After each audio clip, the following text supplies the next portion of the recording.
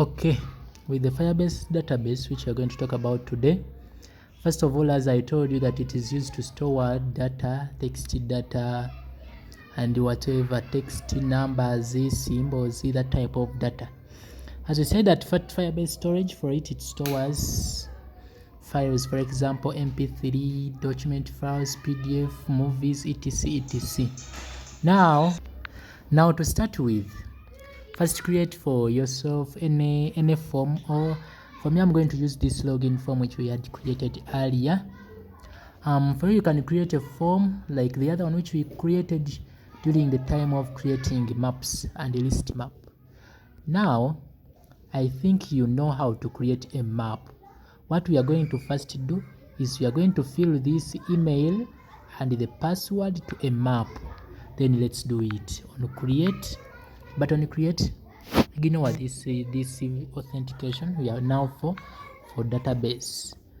Go and switch on, go to variable, create a new map. You remember this step, put key,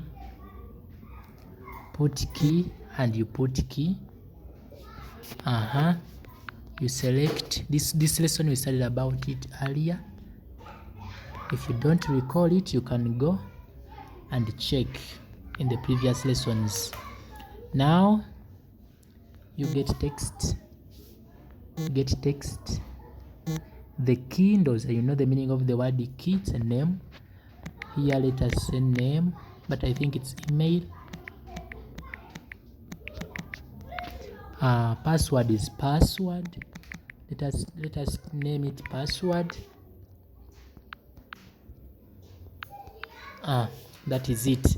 Now after creating a map, we have to pass that map to the Firebase storage, Firebase database. Firebase database stores the data in the form of a list map. Now let us add a new component, and this component is going to be called Firebase DB.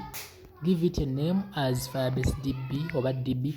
Now this location is where your data is going to be stored. Firebase has storage buckets. Let me say storage different locations. For example, if I store in a DB, that means that my data is going to be stored in the location or in the folder known as DB, this one. But if I say that users, my data will be stored in a folder known as users. But when I put a slash, okay, now when you add on another name here, for example, users together verified, this will store the users will be stored in the folder users, but there will be also another subfolder known as verified where your data will be stored. But as per now, let us use users. I think you know the folders if you are not so green in computer. Now we have added our Firebase DB. Then you look for it and you get this one, push value, this one, add key. Any of these ones it can work for you, but for now let us use add key. Add key and push value, they have a slight difference. With the add key, it add with the key, it will push the data with a key which you will give it. A key is like a name which will give the data.